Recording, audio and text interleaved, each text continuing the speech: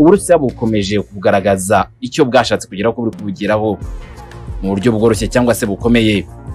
Insinzi ya mbere noneho bidasubirwaho, nta gukekeranya kubayemo ndetse nta no kujijinganya kwayo ku mpande zombi. Insinzi ya mbere Uburusiya bwayikandagijeho ibirenge neza neza Mariupol. Ubu tuvugana yose iri mu biganza by'igihugu cy'Uburusiya. Byagenze bite kugira ngo Uburusiya bwigarurire Mariupol yose nyuma y'igihe kirekire hafi amezi 3 bari kurwana? Ese iyi nsinzi Uburusiya bukesha iki? Ese twakitega iki kigiye gukurikira nyuma y'uko Mariupol yigaruriwe n'igihugu cy'Uburusiya? Urugamba rwo mu mujyi wa Mariupol ni umujyi ku cyambu mu majyepfo ya Ukraine rwarangiye nyuma y'amezi 3. Uyu mujyi ugoswe n'ingabo z'Uburusiya. Amagana y'abasirikari ba Ukraine ba nyuma baje kuva muri uyu mujyi wera kuwa mbere, bakomeje kugenda bavanwa mu gace ka nyuma bari basigayemo katari kagafashwe n'ingabo z'Uburusiya, kagizwe n'uruganda rw'ibyuma rwa Azovstal. Niho hari hasigaye honyine abasirikari ba Ukraine, ariko nabo baragoswe cyane ku buryo bukomeye kandi abenshi muri bo bari barakomeretse ari intere ku buryo bukomeye cyane.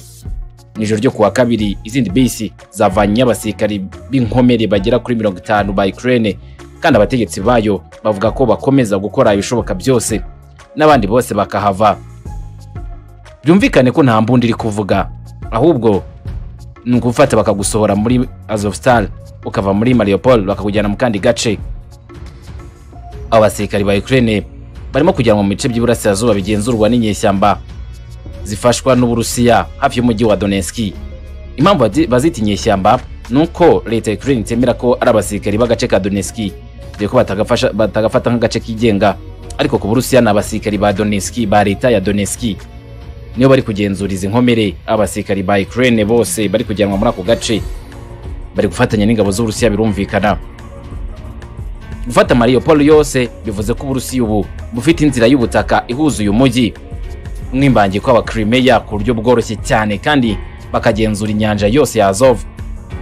Ukraine irasaba ko habaho kugurana imfungwa z'intambara kugira ngo abasirikari bayo barekurwe ate bataza kugirirwa nabi. Birumvikana ni inkeke batabura kugira. Bakomeje kwibaza nyine ibyaba ku basirikari babo mu gihe baba batabatabaye bikiri vuba. Uburusiya ahantu hitwa Mariupol barashakaga cyane ku buryo bukomeye, kuko ni agace keza cyane kuri bo.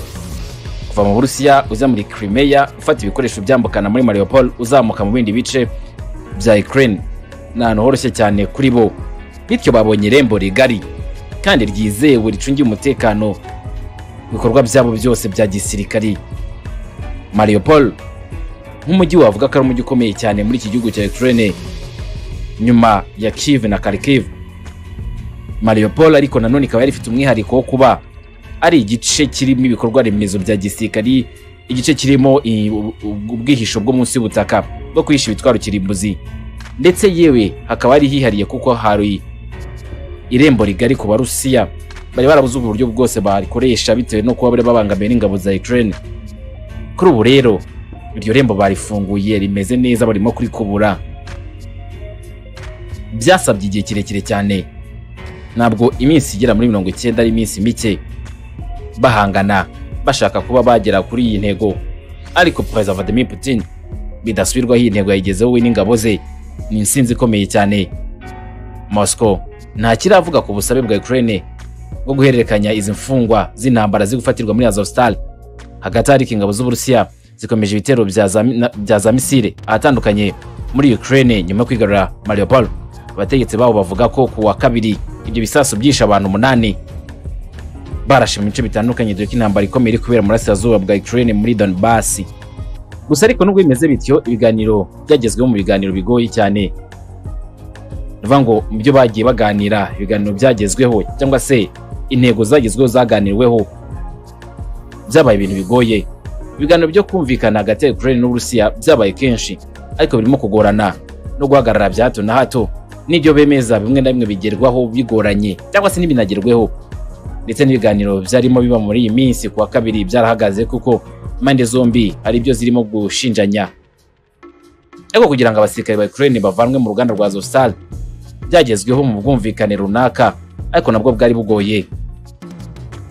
Amakuru arambuye kuri ibyo yakomeje kugirwa ibanga, nabyigeze gutangazwa buryo nyine byagiye biganirwaho, dore ko icyo gihe nyine mbere y'uko ibiganiro biba byo kwemera yuko ingabo za Ukraine ziri muri Azovstal zivamo, izi ngabo zari ziriyemeje kuzarwana mpaka kugera ku mwuka wa nyuma, n'ingabo z'Uburusiya no zariyemeje kuzabagoteramo kugeza ubwo bazamanika amaboko. Maze Zelensky ati ntago dushobora kwemera ko abantu bacu bapfira muri rwa ruganda. Werekanye imfungwa nabyo bishobora kugorana kumwe n'ibindi byose byagiye bigoranamo. Umwe mu badepite bakomeye b'Uburusiya yumvikanye yita abasirikare ba Ukraine abanazi b'abanyamahanga ndetse kandi abita n'abanyabyaha b'intambara. Yasabye ko hatabaho kubahererekanya, nimba ari abanyabyaha by'intambara bakaba ari abanazi, hari ubwoba bw'uko bashobora kwita bicwa n'ingabo z'Uburusiya mu gihe batabahereje igihugu cyabo cya Ukraine. Niyo mpamvu Ukraine ishaka kugira ngo habe kuba bahererekanya izi mfungwa. Z'abarundi ziba mu nkambi ya Rusenda iri mu buseruko bwa Repubulika Iharanira Demokarasi ya Kongo zirinuba amafaranga y'impapuro z'amavuko zisabwa n'abashinzwe ibijyanye n'ingo n'imiryango zo bita Etat Civil mu gace ka Tanganyika. Inkambi ya Rusenda bamaze igihe gito babyaye, basobanura yuko bugarijwe n'ikibazo cy'uko bibagora kubona impapuro z'amavuko z'abana babo, n'impapuro zizwi nka acte de naissance zitangwa na segiteri ya Tanganyika. Cyo ukungene byagenze twarabyaye nabyaye mu 11 maze kubyara mu 11 ndagenda hajya batangira impapuro, turabaza ati none impapuro gute, baratubwira ati impapuro ntazihari mugende muzoza kuzitora.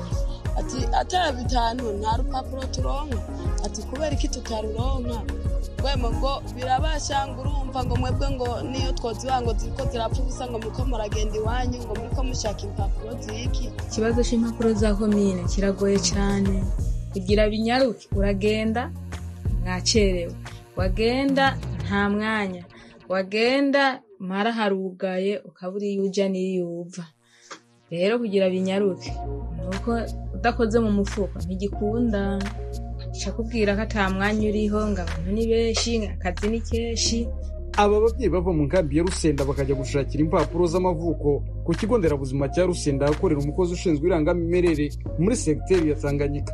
Bahamya yuko babasaba amafaranga kugira ngo bahabwe izo mpapuro.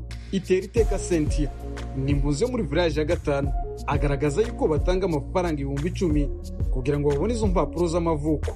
Bisanzwe je maze kuwibaruka naragiye kurondera urupapuro, maze kugenda kurondera urupapuro nshitseyo bambwiye yuko impapuro haheze imyaka 2 zarabuze, ariko sinibagiye nakomeje ngenda kuzirondera n'ubundi bakambwira ngo ntiziraza. Muri ico gihe tumaze kugenda kuzirondera tukazibura ntiyari je umwe twari benshi, rero ni kwiyongerekana ry'abana ryateye ryongerekana. None ubu hageze ko tugenda kuzirondera bagomba kuduca amande, kira muntu ngo atanga amahera 10,000.